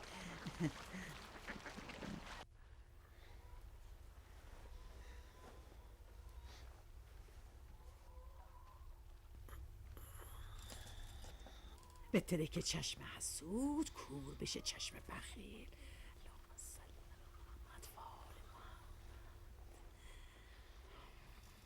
به حساب خودت چند روز مانده؟ نمیدانم سلما، حسابش رو گم کردم. آنقدر فکر و خیال هست که نوبت به این بچه و آمدنش نمیرسه. به حساب من یا 3 روز مانده یا 4 روز. وا، به حق چیزایی نشنیده. ای به خاله، تو حامله یا بانو؟ حرفا میزنی؟ ببر این منقل را، دودش همه جا را برداشت. میخوایی خفه‌مان کنی؟ اسفند و دودش دواس خاله. بلبل شده ای کلاغ سیاه. ریحانه، زنبیل خاله سلما را پر کن از روغن و نان و خرما ببرد برای یتیم خانه. ماستی را هم که در کیسه ریختی نصف کن، نصفش را بده سلما ببرد. چشم بانو. خدا طفلت را به سخاوتت ببخشد بانو جان. ریحانه، خیلی سنگینش نکن خاله. به خدا از کت و کول افتادم. بس که از بوق سگ دو میزنم نه کمر برایم مانده نه پا.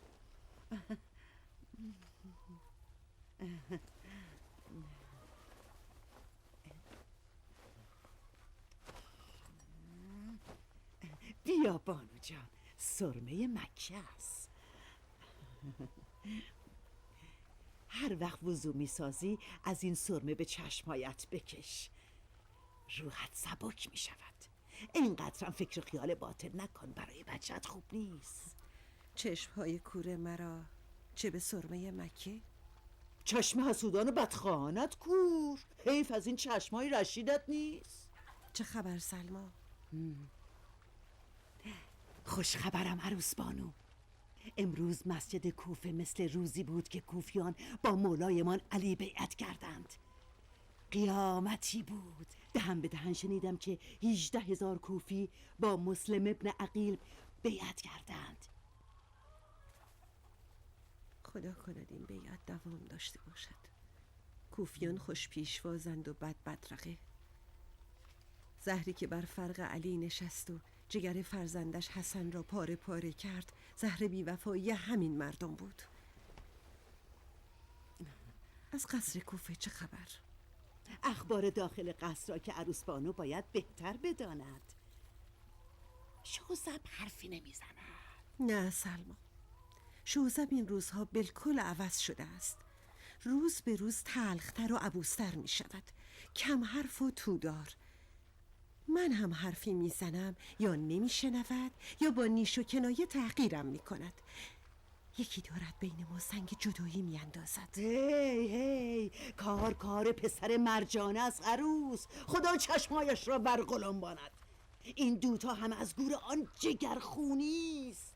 مثل آب خوردن تهمت میزند. یک جو خوف از خدا کند توبه. جفت امر آسه پیشتر مرده است. تو چیزی شنیدی سلما؟ فتو فراوان عروس بانو، فتو فراوان. چی شنیدی سلما؟ بگو چی نشنیدی؟ دروغ ریگو ریگزار، تهمت خروار. ولش کن عروس بانو. تو این روزا باید به فکر وروجک خودت باشی. ولش کن. سلما، تو چیزی شنیدی؟ تو چیزی نشنیده باشی منم گنگم خواهر جان. چرا چیزی را واگویه کنم که میدانم تهمت است؟ سرازیری قبل کی به دادم میرسد؟ ای وای ای وای. تو خواهر ایمانی منی سلما، علوی هستی. تو خودت را خیرخواه من میدانی. وقتی تو حرف نزنی از غیر و غریبه چه توقعی است؟ من تا ندانم چه تهمتی بارم کرده اند چطور میتوانم از خودم دفاع کنم؟ حداقل تو یکی با من رک باش مسلمان. خدایا توبه و تقصیر. تو از برگ گل پاکتری عروس بانو. امروز حرف ماریای نصرانی عاشق علی مثل زنان علوی کوفه است. خیلی از زنان شیعه آرزو میکنن مثل تو باشن فرشته. سلما چرا تعارف میکنی؟ جان به لبم کردی. چه شنیدی سلما؟ خدا نصیب و قسمتم نمیکرد که بشنوم. به فرق شکافته مرادم علی قسم. وقتی شنیدم که تو بچه تو به علویان بستند تا مغز استخوانهایم تیر کشید، این جگرم سوخت. برایت پاپوش درست کردم. امروز حرف زن شوزب خزانه دار شده نقل و نبات خال زنکایی از خدا بی خبر که بدون غیبت کردن روزشان شب نمی شود. روزشان شب نمی خدایا چه امتحان سختی. تاوان عشق به علیس عروس بانو. علی را انکار کن، با پسرش حسین در بیفت، میشوی بلا تشبیه مریم عذرا. یا علی چطور میتوانم ایلیایی را انکار کنم که با فطرت پاک کودکانه هم شناختم؟ پدر ایلیا مرتب به دیدن من میآمد. من غم بی پدری را فراموش کرده بودم. او برایم با مهربانی قصه می گفت. بعد از آن هر شب چشم بر کلون در داشتم تا پدر ایلیا بیاید و با بازی ها و قصه هایش دنیای کودکانم را غرق در شور و شادی کند.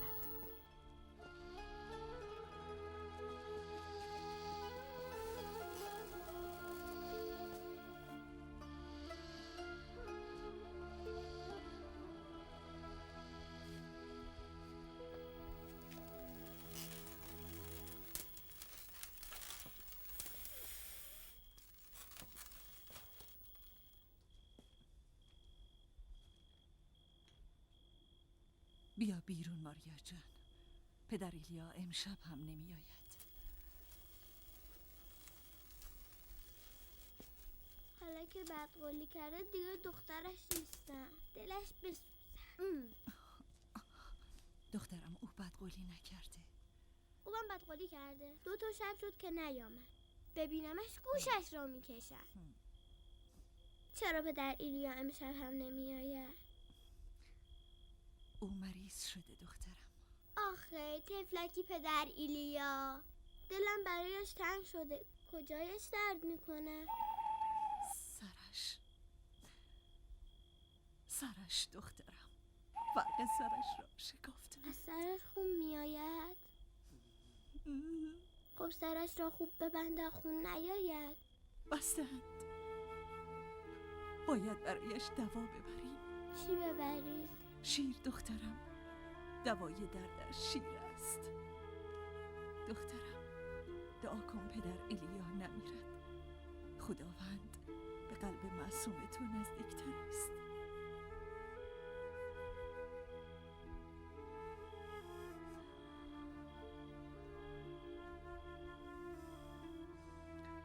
خداوند پدر ایلیا از گزند زخمی که ناحق در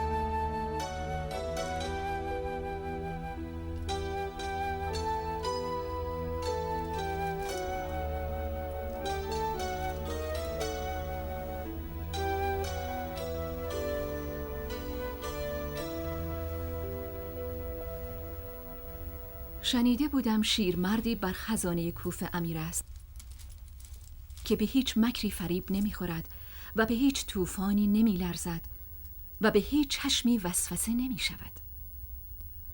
بمیرم که میبینم شیرمرد رویاهایم را بیال و دم و کوپال کردند. اینطور که تو وارفته ای خزانه را جارو کنند و ببرند نمیفهمی. بیا، من این کیسه را در حضور خودت دزدیدم. خرابم همیرا، خرابم. پس خال زنک های ریشدار کوفه موفق شدند که تو را مغلوب کنند. خیلی ها چشمی دیدن تو را ندارند. شوزب، فراموش نکن که تیغ تیز امانتداری تو خیلی طماعان طلاپرست را زخمی کرده. میخواهند به تهمت و افترا کمرت را بشکنند. وقتی شوزب امین نباشد خزانه میماند و یک مشت دزد و دغل که له له میزنند برای این سکه ها. بلند شو، کمر خم نکن. نمیتوانم همیرا، نمیتوانم. کمرم شکسته. حدس تو درست بود. ماریا مرا به حسین ابن علی فروخت. آخ که تو چقدر ساده ای. من در عجبم که چطور تو 15 سال بر این خزانه امیری. فریب دادن تو به آسانی خوردن آب است. ماریا تو را نفروخته طفلک 40 ساله. ماریا مأمور است که تو را نجات دهد. نجات دهد؟ از چه؟ از منجلاب دنیا، از قدرت شیطانی، از ذلالت و گمراهی. او آمده تا روح تو را تطهیر کند و با خودش به عرش ببرد، به ملکوت. همونطور که من 15 سال پیش تو را از عرش به زیر کشاندم. پس خاک بر سر من که ملعبه دست زنها شدم. خاک بر سر من. یعنی من اینقدر ذلیل و نفس بودم و خودم نمیدانستم. چرا خودت را با آدم ابوالبشر نمیسنجی؟ سری به کتاب آسمانی بزن. مار نبود که آدم را فریفت و آواره کرد، زن بود. این کیدک و نه عظیم. من خودم زنم شوزب، اما از جنس خراب زنانم متنفرم. نفرین به ذات خرابتان که ظاهر و باطنتان بلاست. آنقدرها هم که فکر میکردم حساب و کتابت دقیق نیست آقای خزانه دار. عدل و انصافت هم چنگی به دل نمیزند. مواظب باش در مورد زنت ماریا بی انصافی نکنی. او به خاطر عشق تو آتش را به جان خرید. یادت نیست میخواستند او را بسوزانند؟ فداکاری ماریا به خاطر عشق به حسین بوده. این معنا را دیشب در چشمانش دیدم. البته به زبان هم اقرار کرد. او پشیمان است از اینکه حامله شده. پس دختر ترسا با همه زیرکی‌هایش خودش را لو داد. کم مانده بود به خاطر کابوس قلابی یک دختر نصرانی سرم را به باد دهم. تو تا به حال 2 بار مرا از چنگال مرگ رهانیدی. آدم مستطیعی مثل تو بهتر نیست اینش را خود ادا کند و بهای جانش را بپردازد؟ بهای جان را با چه بپردازم؟ با کیسه طلا؟ نه، این عادلانه نیست. جان را فقط با جان میتوان خرید بانو. زین پس شیشه عمرم را به دست تو می سپارم تا هر وقت اراده کنی جانم را بستانی. من به گیسوان خود حلقه دارت را بافتم، اما چه کنم که سر بردار دختر ترسا داری؟ ای شیطان، به کبریای 2 عالم قسم که پاره تنم به دنیا بیاید مادرش را همان دم بر سر چاله خون دفن میکنم. ای وای، خاک بر سرم شد. خدا نکند خاک ارزانی گور پدرم باشد. چرا بر سر نازنین شما؟ چرا باید هر حقیقت تلخی را من به خورده تو بدهم؟ از چه حرف میزنی همیرا؟ و آنان به مریم میخندند که دوشیزه‌ای بیشوی چطور شکم زنی 9 ماهه را پیدا میکند و پابزا میشود و مریم فقط از نوری حرف میزند که در وجودش پیچیده و او را آبستن کرده. آبستن مسیح، بشارت دهنده ملکوت خداوند. مقصودت از این کنایه هولناک چیست همیرا؟ تو میدانی مسلم ابن عقیل دقیقاً کی وارد کوفه شد؟ صبر کن همیرا.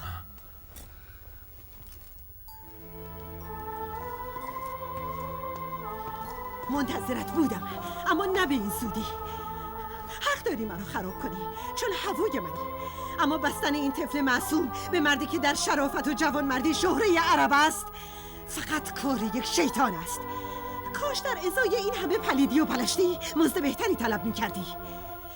این موجود ذلیل و زبونی که در برابر تو ایستاده کمتر از یک گربه است. خفه شو ماریا، تو اینجا چه میکنی؟ تو خفه شو شوزب، تو خفه شو که عظمت و طهارت مرا به نگاه هرزه‌ای فروختی.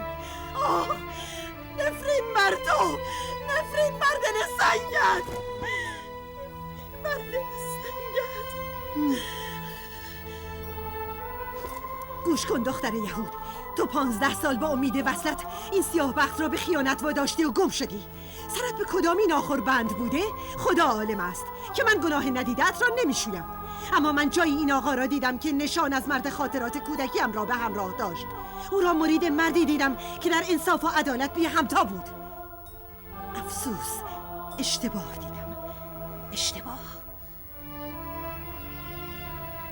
خب، بشر جایز الخطاست. گاهی چشم‌ها هم می‌توانند به دل دروغ بگویند.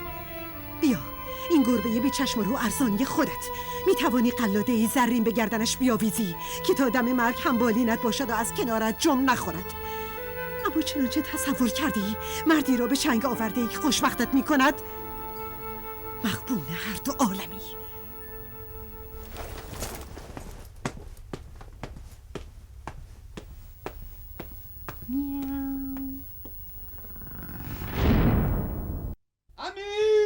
امیر، خوش خبرم امیر، یا امیر، یا امیر، یا امیر، خبری دارم عین اون طلای ناب. بخت یارت بود بنهریس. قسم خورده بودم چنانچه باز هم حامل اخبار بد باشی زبانت را ببرم. جان بکن که بی طاقتم. زود ترس از لشکریان شام و وسوسه سکه های خزانه کار خودش را کرد. حصار کاخ شکسته شد. کوفیان مثل لشکر شکست خورده شق شدند. زنان از پی پسران و شوهرانشان آمدند، آنها را کشان بردند. مسلم ابن عقیل سر در گریبان و گیج حصر را رها کرد و با لشکریان همراهش که حدوداً 500 تن بودند عقب نشست. عقب نشست؟ به کدامی سو؟ کدامی سو؟ نمیدانم امیر. بس که ذوق زده شده بودیم دست از تعقیبش برداشتیم. ذوق زده شده بودی؟ ذوق زده شده بودیم. مرحبا، احسنت.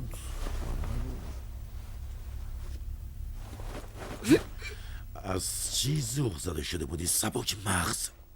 خب از این ذوق زده شدیم که خطر از بیخ گوش من رد شد. نشنیدید کوفیان در رکاب مسلم چه اولدرم پلدرمی می کردند؟ فریاد یا منصور امتشان کوفه را می لرزاند. کاری نداشت که همه ما را ناکار کنند. بنهریس،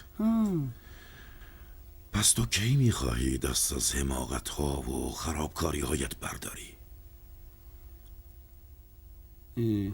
واقعا خرابکاری کردیم امیر؟ مسلم از چنگت گریخته حیف نان.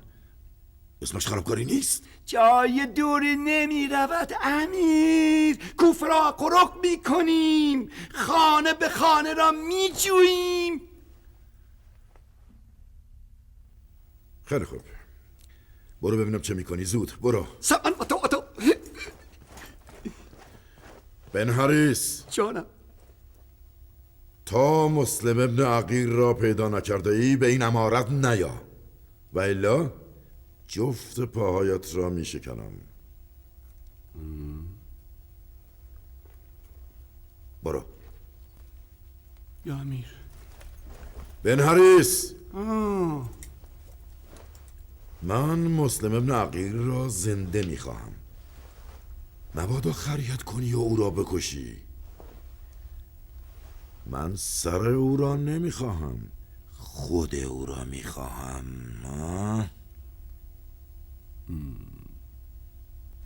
دست به شمشیر بچه. خب یا دستش را بشکن یا شمشیرش را بشکن. برو. مجنون است. یبن اشعث، در خدمتم یا امیر. وقت آن رسیده که دغدلی خودتان را خالی کنید.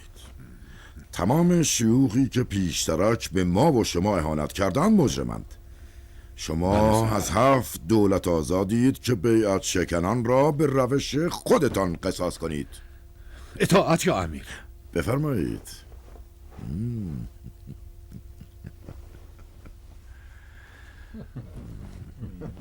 جناب شم. یا امیر. جناب سنان.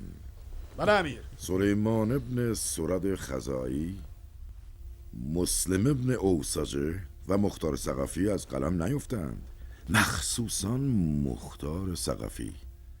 من آنها را کت و بال بسته میخواهم. غرور و کبر این جماعت مرا زخمی کرده. میخواهم بدانم چقدر به حرفایشان ایمان دارند.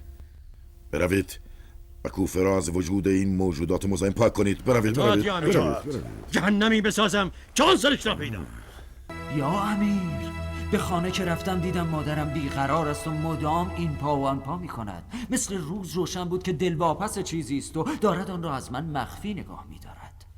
آرام خودم را به خواب زدم و شروع کردم به خور و پف کردن. وقتی که مطمئن شد خوابم برده، پاورچین به سمت پستوخانه رفت. دزدانه به پستو سرک کشیدم که دیدم به آب در کوزه و ما تشنه لبان می کردیم. پیرزن دلش به حال مسلم سوخته بود و او را به خانه پناه داده بود. فور به کوچه دویدم و به این سردار عصبانی خبر دادم. پسر بی ادب پر رو درازی نکن در مسئله امیر. وقت امیر تلاس. قربان سرت امیر. جوانک دهنلق پرچاره است. مادر عجوزش از یاران علی است، اما خودش بنده تلاست. به طمع خلعت امیر مخفی گاه مسلم را لو داده. شوزب امیر، از امروز این جوانک هم جزو جیرخواران دائم بیت المال است. تا ما هستیم و او هست، به او حقوق مکفی بپردازید. برو جوان، برو خوش باش. خفه. خطای مادر عجوزت را هم به خدمت تو بخشیدم. برو. دست بوسم یا امیر، دست بوسم. میخواستم دست امیر را ببوسم. چی میکنی؟ بیرون اسخاله. یا امیر. برو کنار. خب مسلم، قبول داری که زلزله شدی و ارکان دولت خلیفه را لرزاندی؟ من به دعوت مردم کوفه از طرف مولایم حسین مأمور به کوفه شدم تا احیا کنم دین پسر عمم را. افسوس که هر مردمی لایق حقیقت نیستند. خداوند به فراخور دیانت و صداقت و ایمانشان حکامی را بر آنها مسلط می کند. لیاقت کوفیان امثال شما ها هستید. حیف است که مولایم حسین بر ایشان حکومت کند.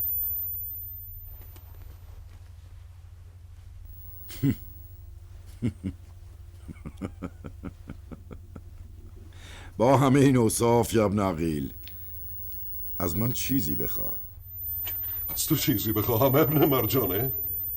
من از خداوند طلب عفو می کنم، از خدا نه از تو. ای کاش از من طلب عفو می کردی. حالا که اینقدر مشتاق مرگی حرفی نیست. باشد یا ابن حریث. یا امیر. ببرید او را با آرزویش برسانید. قربان سرت امیر، فرموده بودید که او را زنده میخواهید، پس چرا امر میکنید او را بکشن؟ من نمیخواستم او را بکشم. دیدی که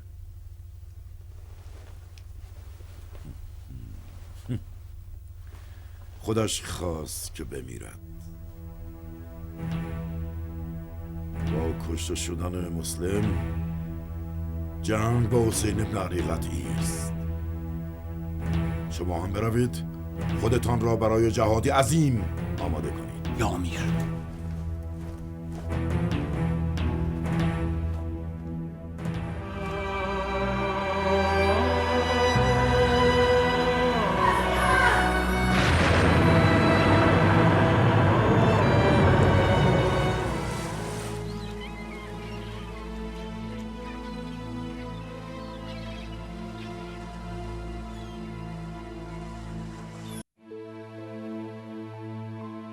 باور